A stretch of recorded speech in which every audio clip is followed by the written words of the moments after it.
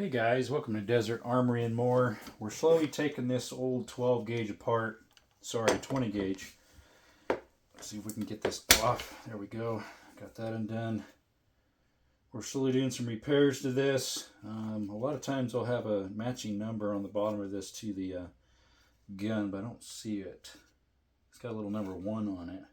Someone did some repairs because they put these brass screws with bolts through and then ground them. It works. Definitely some battle scars. I mean, it almost looks like someone put like a thingy through it there, but we're gonna have to slowly take this thing apart. Pretty easy to take the barrel off. So yeah, we gotta take this apart more, see if this will work. That one will work for there, just barely. So what we have to fix this for is because the slider right here is worn out too much. It's too much play in there, so we've got to weld it a little bit so it's tighter on the barrel. The other thing you could do is weld here too, but I'd rather not weld on a barrel. And then this is kind of loosey-goosey, this little ejector. What happens with that is that set screw there gets messed up so that it doesn't hold it anymore, or it gets loose so that the flat spot on the ejector here is not working anymore. We also have some wear spots on the ejector, so we might have to do a little welding on that, and then just so it tightens it all up better. So, yep. It looks like I need a thinner blade screwdriver for these. I don't know if this has one or not. The Leatherman here. Let's see here. Might be a little bit thinner. Let's see. No, that's even fatter. Let's see if I got a thinner one on this side. Yeah, I should probably just get a set of screwdrivers in here instead, right? Sorry guys, asthma's bugging me again. Let's see. Let's get this one out slowly but surely. Sometimes you have to, or most of the time, you got to take off all this handguard stuff to get this side spring piece off where the trigger hammers would go. Yeah, good old flat blades, guys. Good old flat blades. Yeah, purrs. Alright, got that one out. Let's see. Let's see if we can get this guy out. This flat blade barely is working.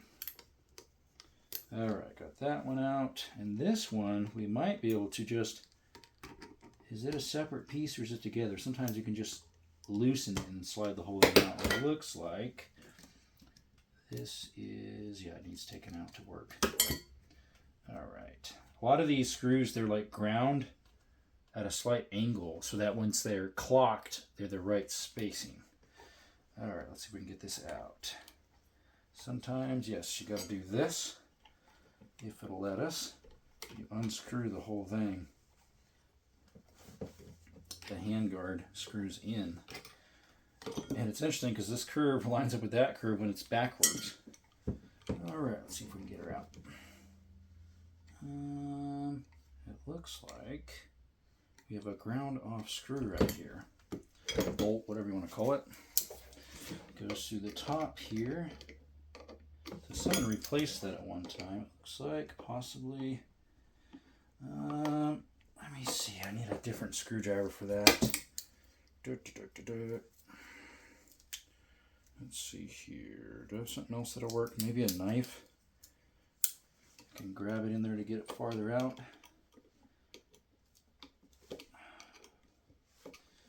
Possibly. Yeah, part way. Need a thinner blade screwdriver. I think those are inside my van or my car still because I was working on stuff in there.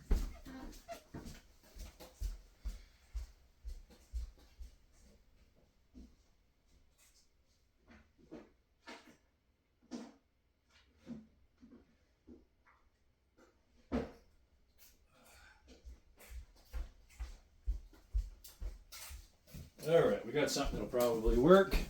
This right here. Any of y'all ever see these? Sorry, I got this tickle. These are Radio Shack squirts, but it's the LE where it has the strippers.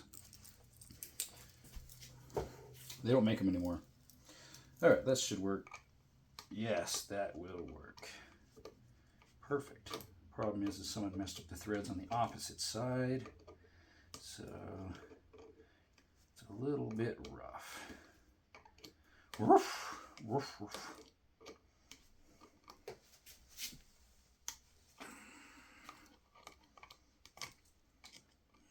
Yep. So yeah, this rifle, sorry, this shotgun is an antique. It's pre-1899. You hear that, YouTube? So you don't have to worry about anything. It's all above board. It's considered an antique black powder, which that's what it shoots. Black powder or equivalents to black powder. No go give me any garbage, guys. See if we can get this out without breaking it. Sometimes that is just what happens, sadly. Let's see if we can pull out that bolt now. Should be good enough to come out. There we go. That'll get that undone. From that, let's see if we can undo this bolt without damaging the finish. I want to slip and make a scratch in the finish because it looks pretty cool, the finish. I like that patina. Don't want to do any. The only thing that's going to get messed up, the patina a little bit, is the hammers because I got to do a little grinding on them. But what I might do is acid tone them. That way they'll hopefully somewhat get repatinaed. Repatinaed? How would you say that? Maybe put some stain on it or something, or maybe a light bluing, like a 2-coat light bluing maybe. Because this gun's, the metal's in decent shape. Alright guys, got one of them off, the trigger sets. What you want to do when you put them back together is put a little bit of lubricant on this wood. That way it doesn't get dry rotted. What happens to so many of these, this wood gets dry rotted and then you split across here and then you don't have your butt anymore, and have fun trying to find a new butt for a 1890 something gun. Alright, we got another one right here. Might just use the big boy for that. That one's been clocked too, the way it's ground. Let's see here. Once we get it past the edge, it's a little bit easier to get in.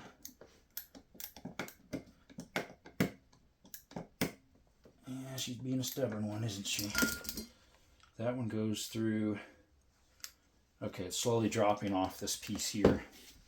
Alright, let's see if we can get her off with this one now that she's off a little farther.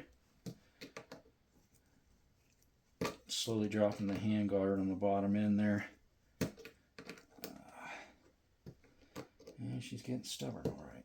You need really thin screwdriver blades, but wide for these, because the way they're made, it's just how they are. Okay, we're getting there. Almost. It's slowly dropping the hand guard here. Now it might be far enough up where we can just use the screwdriver the whole way, hopefully. I gotta be careful with these screws. I don't want to mark them up because it's old for one. Have fun trying to find new parts for it. There we go. The other one is, they are etched. They have etches in them. So I kind of want to be somewhat careful to not make too many marks on them. But you're going to have to get some of them out, sadly. Like that. Alright, there we go, guys. Look at that. Yeah. If you have a good pattern of one of these and you know what it is, you can go ahead and trace them.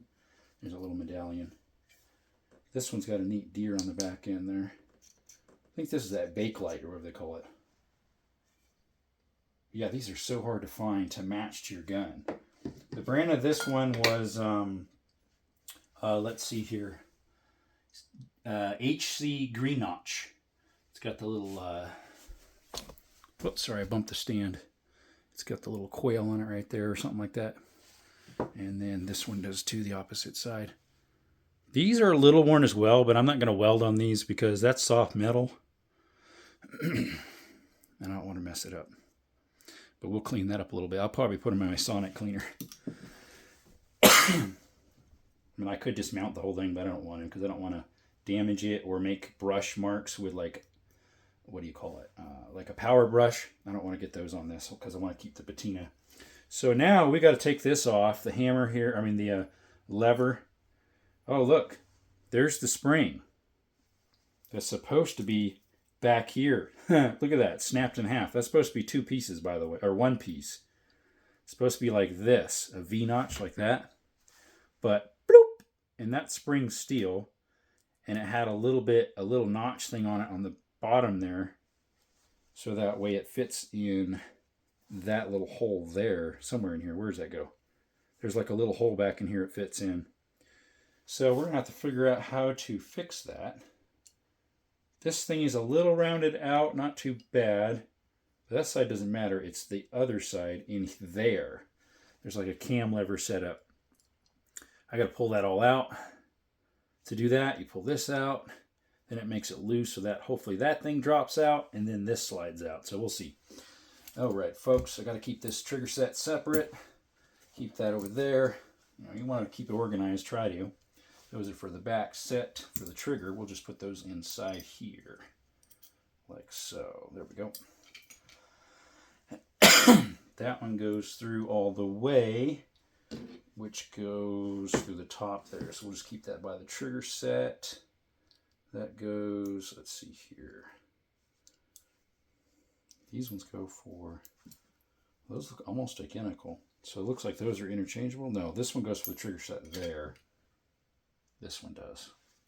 This one goes for the actual trigger set. Sorry, that goes for the actions of it. And this holds the butt through the trigger set to this or something. Through there, through that hole. So it burrs. And then that screws through that. We're getting it figured out, folks. Figured out. So we get this off. These are really hard to get off without damaging them, because they get filled up with crud for one, and then just from use they get all mixed up. Let's see here. See if I can get this pushed down enough to break it loose. I'm actually turning the...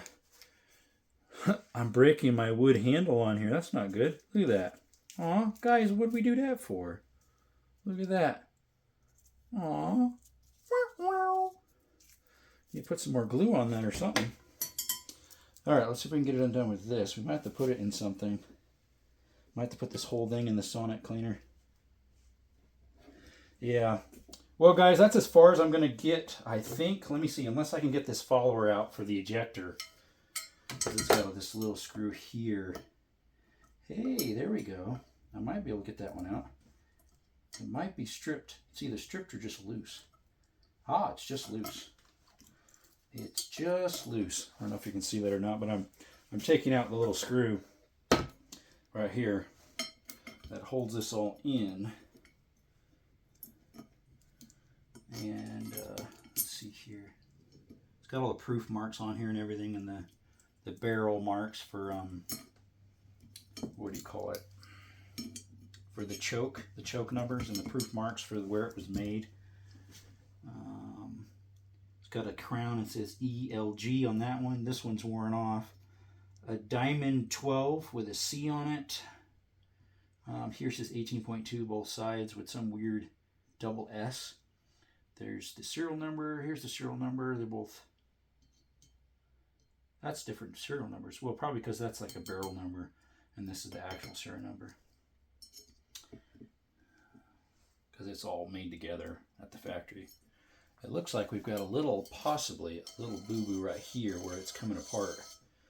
I'll have to, let's see, there's a trick you can do.